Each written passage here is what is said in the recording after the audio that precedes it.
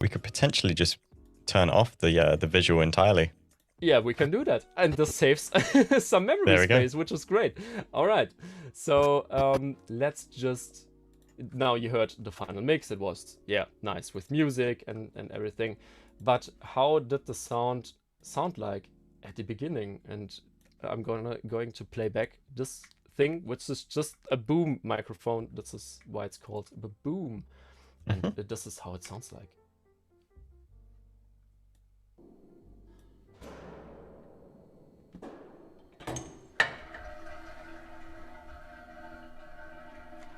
Well, yeah, it has sound, but it's not very exciting. And if I play back the dummy head, this is how it sounds like.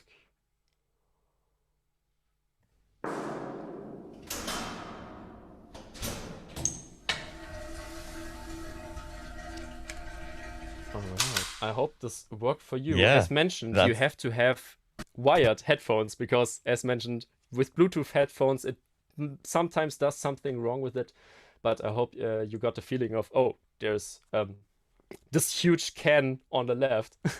it's just got so much more depth to it. Like you could hear as if, you know, if something dropped, it's coming closer to you or it's going further away. It is very subtle, but again, it's like you mentioned, it's something you could get used to very easily because it's what we're naturally used to hearing. But as soon as you switch back to the original, you would realize like, oh, that actually just sounds very flat. And as much as you can get a good quality recording, having that extra depth just opens up so much more possibility. Yeah, exactly. Now we already we have this weird orange looking track, which is you can guess it, it's a metronome. And since the whole visual was cut to a beat and all the sounds should make sense with that beat, I just got a metronome and decided for a tempo that was sort of uplifting, but not too exciting, so that I don't have to make as many edits. And if that's interesting, I've never seen a technique of dropping in a metronome audio clip, but it makes perfect sense. Yeah, and I didn't really listen to it. I mean, this is how it sounds like. Right, it's a metronome, but I basically used it just for the waveform, so that I know where to edit.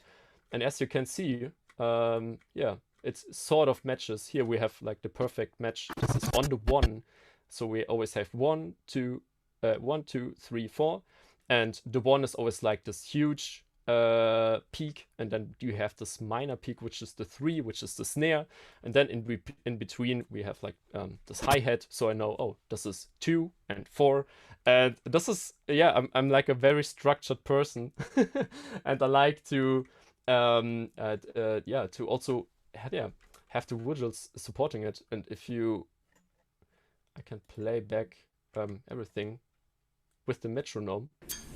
This is how it sounds like, right? It sounds a bit odd. It sounds like music from a video game. Yeah. It's like a Crash Bandicoot level.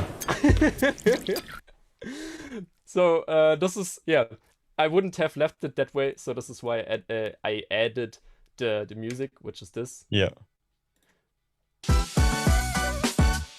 And then it all starts to make sense. I mean, it's fun to have like this cling clong sounds going on all the time, but this is not what the people expect. They expect like some music to have it driven emotionally, and this is where I know, okay, there has to be music at some point in the video.